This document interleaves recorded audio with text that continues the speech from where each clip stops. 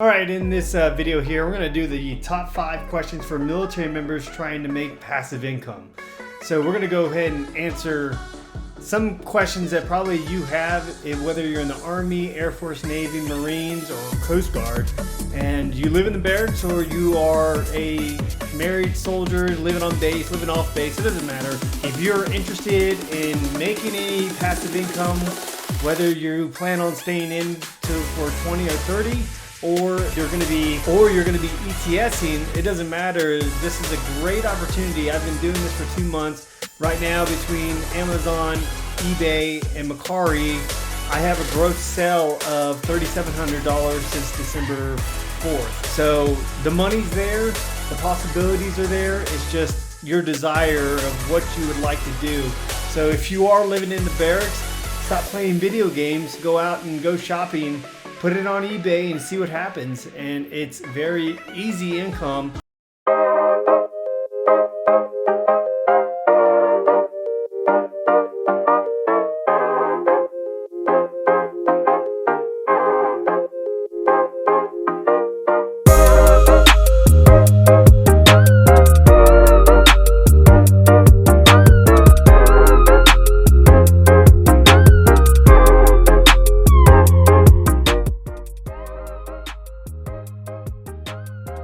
So question number 1, how do you resell being full-time military? I've actually come across a lot of guys, whether they're staff sergeants, E4s, it doesn't matter.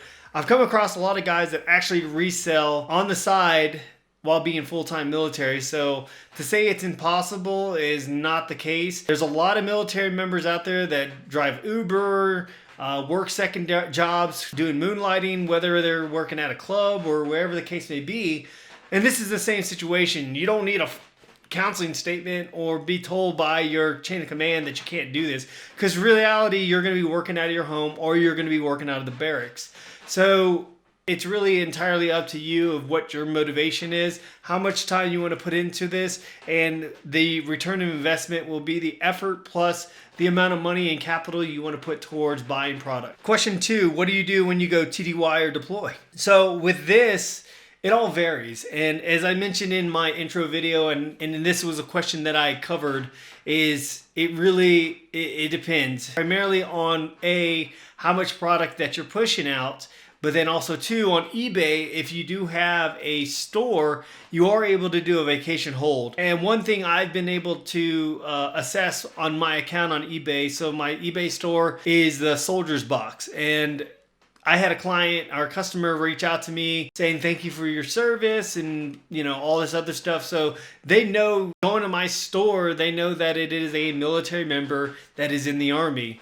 And that's the bottom line. Even in my bio, it does tell people that I am in the military and that I get to travel the world and I get to be able to buy things that are collectible items and also antiques, but also at the same time, I have opportunities to go around the United States, buy, sell items and everything else. Question 3, when on leave, do you source items? Absolutely. So I'm from Florida originally, but also my son lives in San Antonio. So when I do go to San Antonio or I travel to Florida, I end up doing sourcing wherever I'm at. And like this last time we went to Florida for Christmas leave, I filled up and we drove our car, which is a small C-Class Mercedes, instead of driving the SUV. We ended up filling the trunk all the way up, had stuff in the back for the with the kids. So it's entirely up to you on how you want to be able to do that while you're on leave. Yes, you can go and enjoy leave and everything else,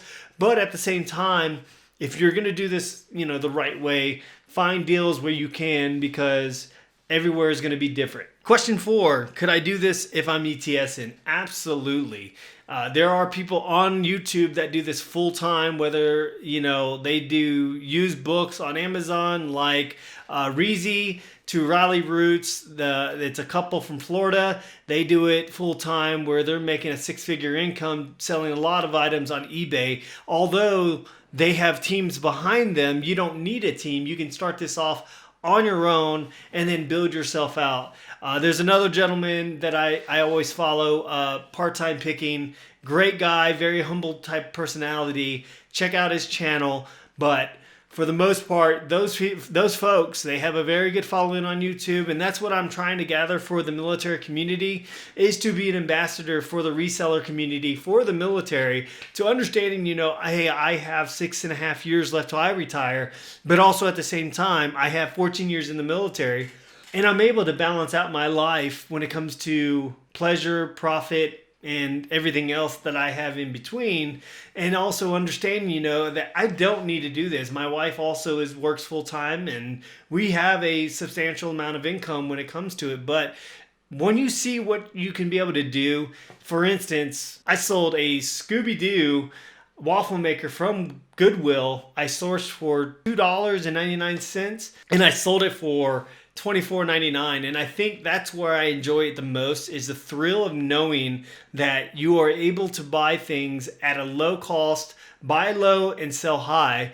I bought a Louisville Slugger bag just recently, actually just today, just sold. Bought it for $1 when I went home on leave in Florida, and I just sold it today, and the buyer paid shipping, and I only ended up paying maybe 45 cents for shipping, and I ended up making a pretty good profit on a $1 buy. And question number 5, if I live in the barracks, is this possible? Absolutely yes.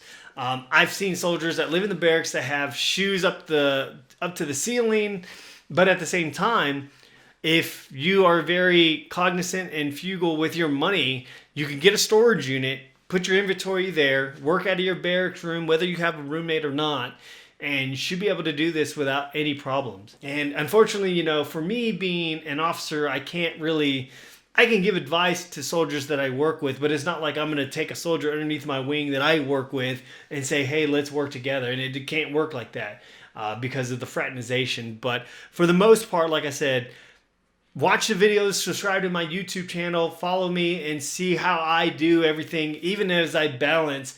Even when I'm in my uniform, when I go to lunch, I go to the post office. I drop off packages, go eat, go back to work. And I separate my work from my personal work.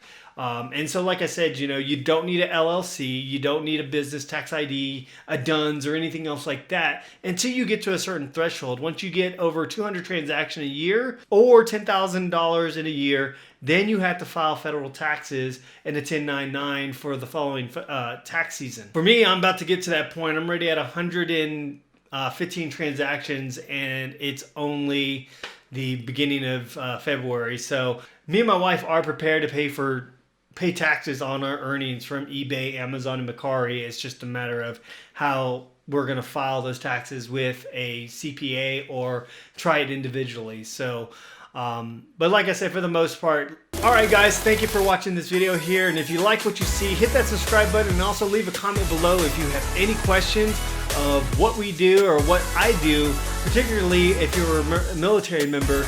And like I said, I want to be able to represent the military when it comes to reselling and being able to do something on the side when you're not doing anything else. So when you're not going to the field, you're not doing some detail or working CQ or staff duty, you have something to be able to do to be able to take your time away. Because we all understand our time is precious, but also though too, you're eventually going to get out of the military. And this is a great opportunity, and it's a pivoting point for you to be able to have additional income, whether or not you put money into TSP or any other 401k.